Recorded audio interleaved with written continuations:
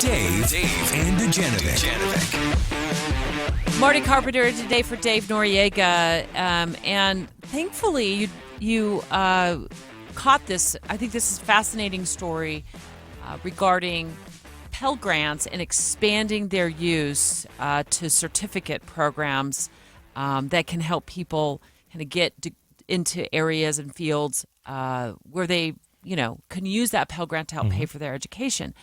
You also invited Congressman Burgess Owens to join the conversation because he is helping to pitch this plan. Summarize it for us so, everybody could follow along at home as to what this idea entails. Great. So let's start with the fundamentals. Okay. A Pell Grant. You have you don't make enough money to where you're most likely to be able to pay for your student for your education, and so the government essentially gives this financial aid. It's a grant to you to go use this money to go seek a degree, right? To go get an associate's degree or a bachelor's degree. But Pell Grants are available only to students pursuing those types of degrees, and the marketplace is shifting a little bit. We've seen this with states, Utah being one of them, Maryland being another, where we take all these state jobs that used to say bachelor degree required, and now they're saying you actually don't really probably need a bachelor's degree to do this job, but you need to have certain skills to be able to do this. More and more businesses looking at it saying, hey, a bachelor's degree is a wonderful thing, and there's value and virtue in that. But when you show up here, I actually need you to be able to do X, Y, and Z. And if you can do that, that's great. I want to make sure that you can do that so we can get these things done. So with the limitations on it right now, it means that students who are seeking short-term training programs, those that are easily accessible online, for example, are not eligible for Pell Grants. These are like, 16, 20-week type courses where you can say, you know what, I got a fundamental certification in cybersecurity, and there's a huge demand for cybersecurity workers. I don't have 4 years to go get a degree. Maybe I will ultimately, but right now, if I can take this course, I can get started in something. It checks a box for the business. They get the basic skills they need, put someone in place where they're now working and earning money, and can then go on and pursue further education if they want. So it's switching it to say, hey, it's been limited to just these traditional routes. Now we're going to broaden it. And the reason that we have Congressman Burgess Owens with us is because he serves as the chair of the Higher Education and Workforce Development Subcommittee. He, along with Congressman Blake Moore and Congressman John Curtis, signed on to this letter to congressional leadership urging this change. And Congressman Owens, thanks so much for taking some time from your busy sort of August recess, but not really recess schedule to be with us this morning. Thank you, Marty and Debbie, and that was a very, very good summary. So I appreciate you kind of giving me that little lift off there. Now, this just so I can kind of continue that part of the conversation. It really is about choice. I think we've come to a point where, and maybe COVID would kind of pull the curtain back, where people begin to wonder, what's my best return on investment? How can I get into my career versus spending years and years finding myself? And also the fact that we have $1.7 trillion of student debt that's piled up over the decades, and we're realizing that we have to change this around a little bit. So the short-term Pell says very simply this. We don't all have to go to a 4-year college or 6-year college. We can find things early in our life that we want to just pursue. We want to get there. We get certification. We can make sure we're competent in those particular areas. It could be through, and these, by the way, the short-term Pels are now for not only community colleges, but for vocational schools, for profit, and for online. That's the big issue right now, online education. Anywhere that people can find their way to getting that competency they need and to finding the area of expertise we want to get into, we should be able to support that. And that's been a change. I'm excited about it. And again, it's all about choice. And we should not allow for the old way of traditional 4 to 6 year kind of be the monopoly of the only way that we can find our success. And this is one way of getting there.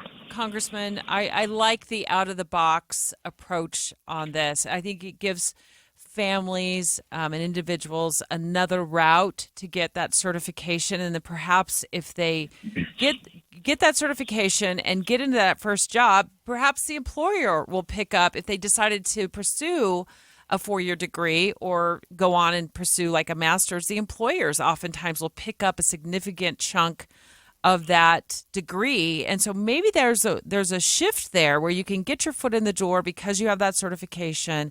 That certification is paid for through a Pell Grant. It really does it's intriguing. Honestly, this is really an intriguing approach. And those Pell Grants don't have to be paid back, correct? That's correct. It actually it's designed for lower income for veterans, and it's the government's way of kind of supporting the process. You just nailed something I want to just highlight, though, Debbie, and that is we'll come to a point where we now recognize there's such a lack of workforce. No matter what industry you go to, you find they're desperate to find people who want to come to work that are capable of doing the job. So they're now actually bypassing, in many cases, the traditional way of waiting for people to come out of college. They're trying to get now into exposing younger people in ninth, 10th grade to what the industry might be and helping them to navigate that process. So when they come out of high school, or maybe the first year out of high school, they can actually begin their jobs, make income without all this particular debt. So that connection is beginning to find itself also. And it all comes down to innovation by those we now need to know there's a niche we need to fill, and disrupting a system in which we can no longer go back to thinking the old way of doing this thing for decades doesn't work anymore. We need to find a way to let people get to where they want to get to work without the debt and go and build their dreams. And this is a good way of getting it done. And Congressman, you're known as a fiscal conservative, so I'm sure that you're thinking about the other side of the coin here, which is if you start handing out money for certificate programs, you want to make sure there's some quality control on that. So what steps are you taking, or what steps do you think we should take to make sure that we are not just suddenly sprouting up a new industry where people are starting 20-week, 25-week courses to get money and not really translate that into skills and core competencies? Well, what's interesting is we're now opening up Pell to industries that already have to they have to have metrics of quality, of success, for-profit, vocational, technical schools. In order to get any type of support, they have to show that things are working. Unlike it is with traditional colleges.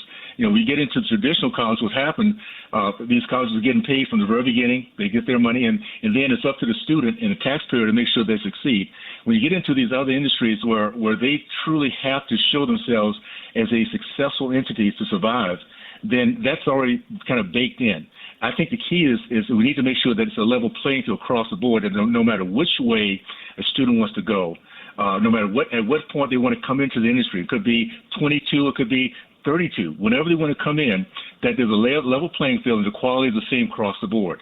So if there's a percentage of success that has to be happening, a percentage of return on investment once a student gets out of school, and how can they repay those loans, the degrees that they have to make sure that they get, so that it's not a degree that's worth nothing, worth the paper that they're printed on. Those are things of quality and success that has to be put into this process here, and it's already happening in many of the industries that are trying to become part of this. Online is another aspect of this, by the way, guys. To be able to get online now that COVID's happened, realize there's so much innovative processes happening out there with so many different ways of doing this, and online should be another part of how people can educate themselves, still have a job, still raise their kids, and yet upskill themselves so they can go ahead and pursue the dreams they want to pursue. Congressman, we have such short time, but in 30 seconds, maybe you can kind of give me, paint the picture for me about kind of what certificate programs that you would want to see Pell Grants be able to cover if somebody qualifies for them. Is it like? I would say anything which is needed and necessary in the industries. It could be anything through the vocational schools. It could be trucking. It could be cosmetology. It could be dentistry assistants. There are so many avenues of employment and dreams out there.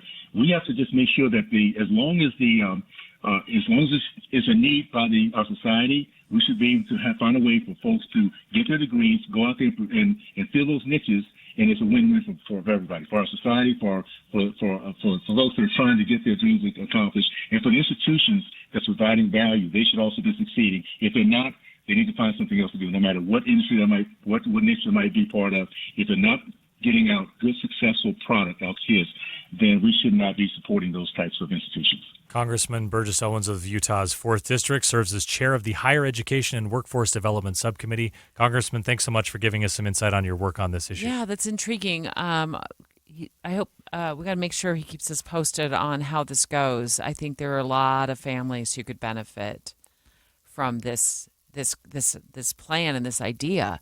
It's putting aside the idea that you're going to go to college for 4 years and have student loan debt, and instead be eligible for a Pell Grant to pay for a certificate program. And it's not necessarily even an either or thing. It's not that you won't go to a 4-year degree. It's just, hey, if I get these skills, I can start working. And now instead of needing more government help through a Pell Grant, maybe I can pay, or my employer will help pay for me to go get that associate's degree, to go get that bachelor's degree. It just gets you into a productive state more quickly by giving you exactly what you need to start.